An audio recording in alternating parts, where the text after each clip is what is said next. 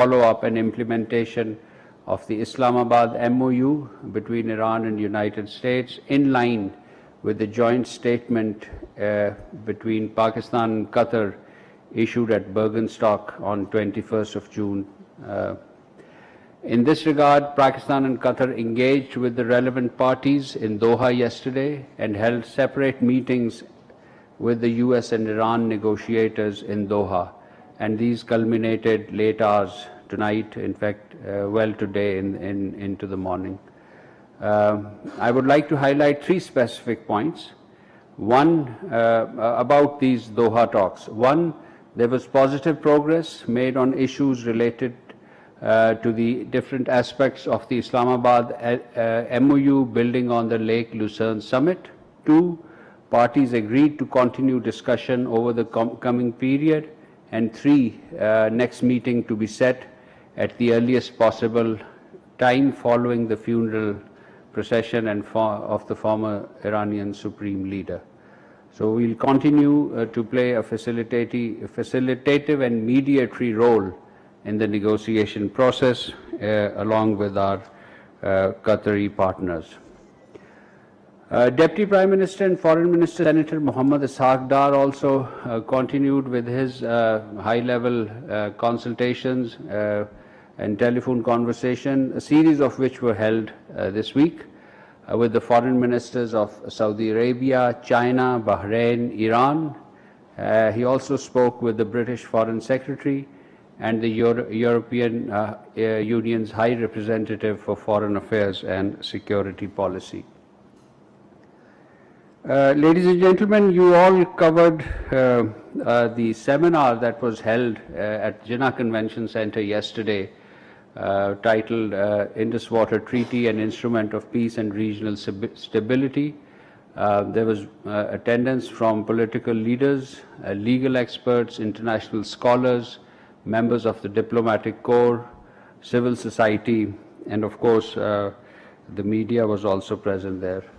The participants in general called for upholding the treaty. They rejected weaponization of water and urged to settle disputes through established legal and diplomatic mechanisms rather than unilateral actions. They warned that any attempt to deprive the country of its shared water would have profound consequences for regional peace and security.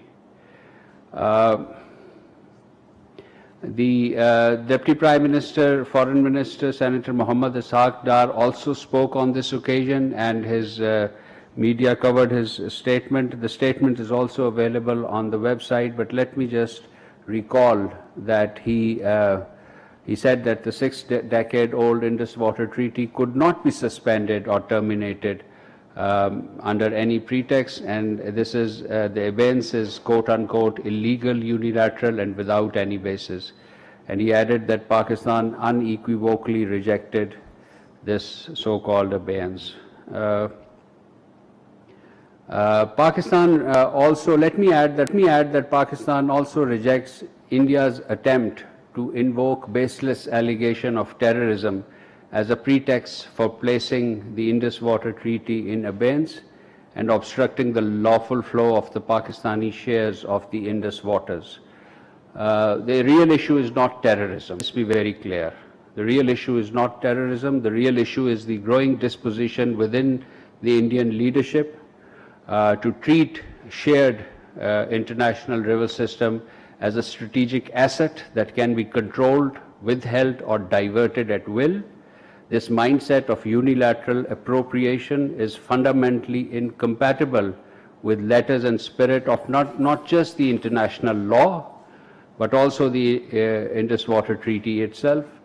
Water is not a tool of coercion or political pressure. Any attempt to deny Pakistan its legitimate share of Indus water constitute a clear violation of the international legal obligations that India has undertaken and undermines India's credibility of its commitment to a treaty-based relationship. Moving on to safe arrival of 22 crew members that were Iranian crew members of a marine vessel. The DPM foreign minister made this announcement about the safe arrival of 22 crew members in Karachi. They were from Iran and basically were handed over onwards. Pakistan will continue to facilitate the early repatriation and of these Iranians held, on different ships who have been interdicted. And the total number of Iranian nationals repatriated through Pakistan is now over 70. On 29th June, ladies and gentlemen, the United Nations Special Envoy to Combat Islamophobia, Mr. Miguel Angel Maritonis, called on DPM Foreign Minister Senator Mohammad Ishaq Dar.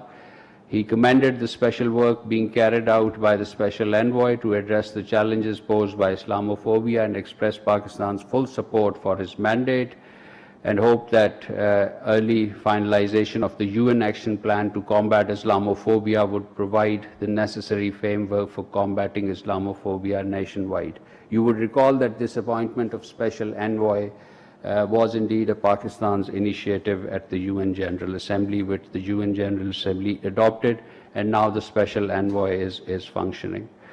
Let me very briefly touch on the Operation Ghazab lil Haq and Azm-e-Istehkam.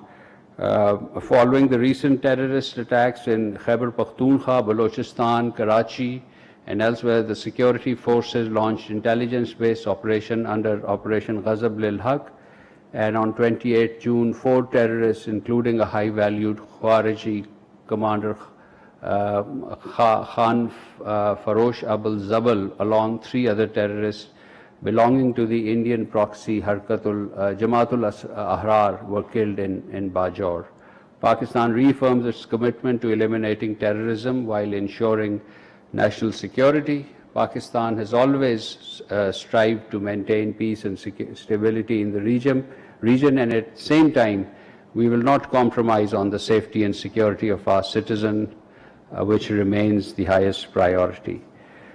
So in the same vein, on the 29th June, the Afghan Charge Affairs was summoned to the Ministry of Foreign Affairs, and a strong démarche was issued regarding the Karachi terrorist attack. A similar démarche was handed over by Pakistan's Ambassador Ubaidur Rahman Nizamani in Kabul to Afghan Ministry of Foreign Affairs. These démarches were issued in light of the fact that Afghan nationals, including one apprehended alive, participated in the terrorist attack, proving yet again that Afghan soil and Afghan nationals continue to be used to orchestrate terrorist attacks inside Pakistan. Moreover, the Interior Ministry has issued a directive to immediately arrest any Afghan national found residing in Pakistan without a valid visa or resident document, and we will earnestly implement this. Finally, ladies and gentlemen, Pakistan's membership to the International Olive Council. This is an important body of olive producing countries to which Pakistan has joined. Formally, we took our seat as a permanent member of the International Olive Council for the first time during the first 123rd session of the Council held in Lisbon, Portugal, marking a significant milestone in the country's growing olive sector. The Minister for Food and National Security and Research, Rana Tanveer Hussain, led a Pakistani delegation to the meeting, and following Pakistan's accession to the International Olive Council, we were invited to participate in this session. This council comprises 27 other olive-producing member states, and we look forward to conducting what we call the olive diplomacy from here on, basically enhancing the production of olive and making it exportable commodity for our growers. And this will be an important addendum to our economic sector. So with these remarks, ladies and gentlemen, I'll conclude my opening statement and open the floor for any question answers. Ji Paracha sir.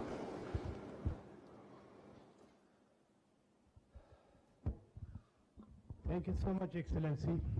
I have questions about India and Pakistan, sir. My first question is that yesterday, in pursuance of 2008 Consular Access Agreement, the lists of the prisoners were exchanged. But I really found a discrepancy in a way that India handed over a list of 439 Pakistani prisoners in their jails. But Pakistan maintained that, in fact, there are 753 Pakistanis detained in Indian jails. So what about these around 100 and so Pakistanis languishing in their jails, which are unaccounted even?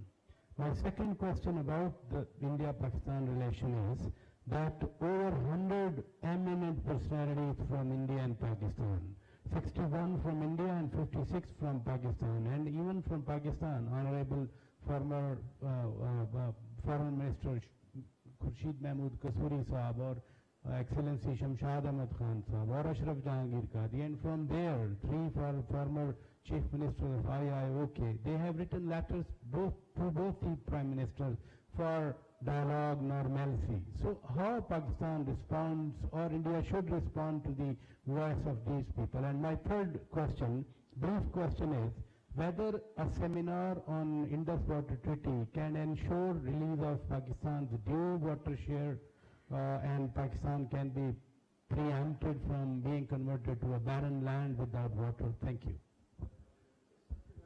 Let me answer this. We'll take the other questions as they come. First of all, on your questions about the list of prisoners, yes, I did see your tweet titled discrepancy.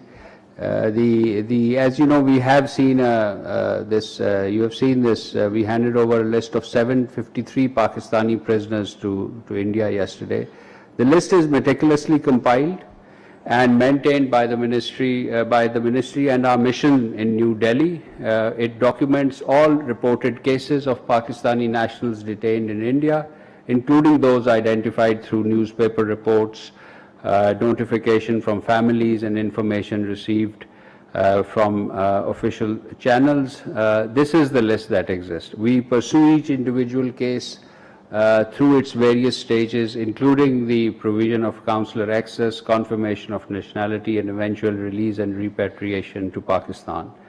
While I cannot speak to the methodology used by the Indian side about how they prepare the list of Pakistani prisoners, we consider our list to be authoritative, authentic, and it's an authentic record of Pakistani nationals detained in India. The government of Pakistan will continue to take all steps possible to secure the early release and repatriation of Pakistani nationals detained in Indian prison, and in this regard our dialogue through usual diplomatic channels with India will continue. On your second question about the letter of eminent personality, these are private individuals. They are fully competent to write anything. The government of Pakistan and the Ministry of Foreign Affairs, we neither endorse nor reject, and we do not have any particular comment to offer on it. The Indus Water Treaty seminar basically, as I said, was an important forum to take into account the legal foundation of the treaty itself, the salience of the treaty under international law, particularly under international water law and management of transboundary rivers, and it underscored the wider dimensions of the Indus Water Treaty, which first of all is its hydrological dimension. The second is its dimension as an issue of human rights and humanitarian issue. You know, the river waters emerge or have a major catchment area in the Indian illegally occupied Jammu and Kashmir. So it has that dimension, and what was highlighted was also its dimensions in terms of peace and security, the wider implication of the blockade of this treaty and its implications for the regional peace and security. This added to the repository of knowledge that we have on this subject and the discourse that is available on this subject. So in that sense, the seminar was immensely enriching. And as far as your comment about the converting Pakistan into a barren land, no country can do that. No, not India, not any other country has power to do that. And I don't think we should talk in the sense of barrening Pakistan. Mashallah, we are strong enough to prevent any catastrophe of this nature to happen. Thank you.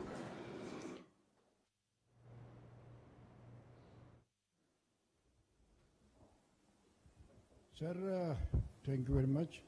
Indian spokesperson has alleged yesterday that Pakistan, a place like named Farooqabad, a Gurdwara of 6 has been demolished by some unknown persons. I wish to have your comment and confirmation about this information of Indian spokesperson.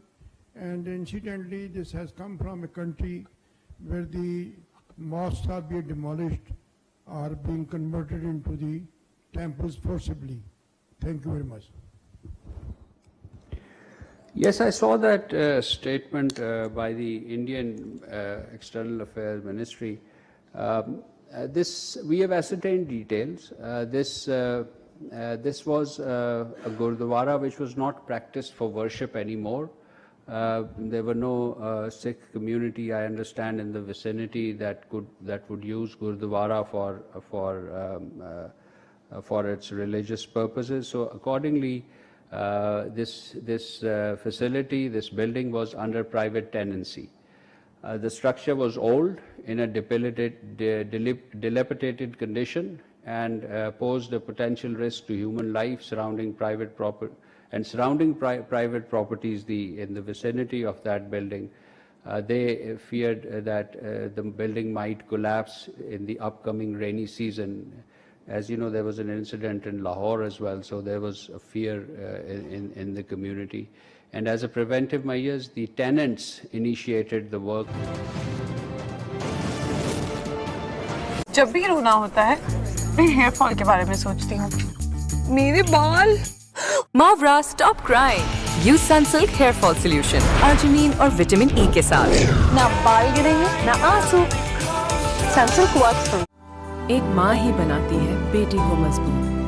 नया life boy shampoo, aloe vera और milk protein formula के साथ बालों को बनाए मजबूत। Life boy shampoo, मजबूत सोच, मजबूत तुम।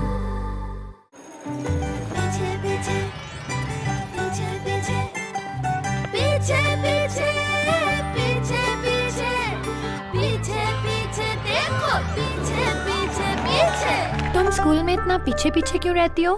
आगे जाऊंगी तो सबको ये डैंड्रफ दिखेगा, सब मजाक उड़ाएंगे। अब एग और योगर्ट के साथ तुम रहोगी आगे और डैंड्रफ रहे 100% पीछे। सिर्फ मेल रहेगी आगे बस।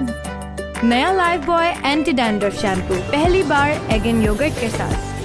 अब बालों से 100% खुश्की जाए, आगे बढ़ने का कॉन्फिडेंस आए। Lifebuoy anti dandruff shampoo with yogurt and egg, 100% आगे बढ़ो बिना रुके। बागी वाले बाद में पहले ठंड मचा, मुझे प्यास क्योंकि मुंह में आया बुलबुला, रैपिंग ग्रीन तभी आता नहीं कम मजा, जरा ठंड मचा, ठंड मचा, ठंड मचा।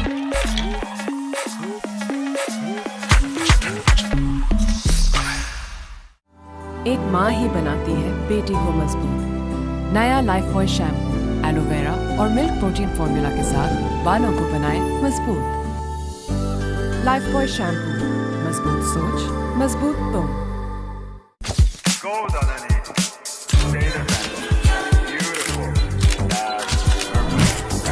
That's the shot. Flawless. Flawless है मगर फ्रेश नहीं। न्यू लक्स, जिससे मिले टैंजरीन की फ्रेशनेस और सीरम जैसा ग्लो, तो मैं करूं कुछ नया। Wait, let's try a few more shots. मगर किसके लिए? We got the shot. मेरे लिए।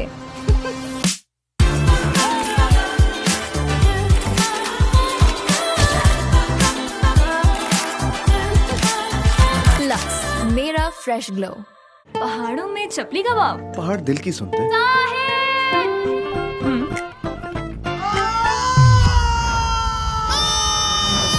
मसूड़ों में दर्द है कोई हल? कोलगेट हर्बल नेचुरल है। लौंग, नीम, यूकलिप्टस और पुदीने वाला कोलगेट हर्बल दांत मसूड़े सेहतमंद बनाए। कोलगेट हर्बल मजबूत दांत सेहतमंद मसूड़े नेचुरली। खाने में स्पेशल दाल, हर दिन कुछ स्पेशल, क्यों नहीं? खालिस दूध से बनी Pakistan number 1 branded dairy cream. सिर्फ नेस्ले मिल्क पैक क्रीम बनाए मेरी हर dish extra special.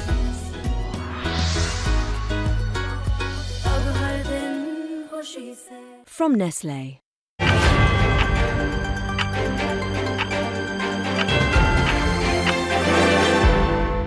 This headline news is brought to you by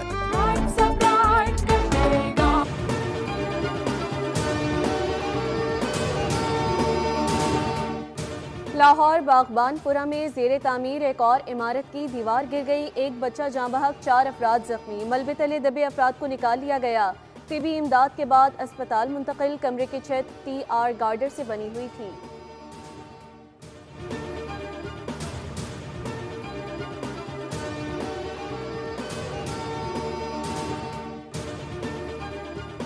Swat कश्ती हादसे में जाँ बहक 6 अफराद की शिनाख्त मुकम्मल। एक सयाह की तलाश जारी। तमाम अफराद का ताल्लुक एक ही खानदान से है।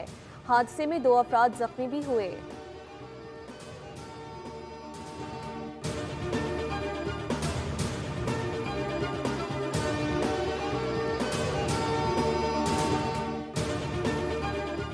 कराची के इलाके डिफेंस में रिक्शा ड्राइवर की कानून शिकनी सिग्नल खिलाफ वर्जी करते ही तेज रफ्तार गाड़ी से टकरा गया। रिक्शा मुकम्मल तौर पर तबाह, सवार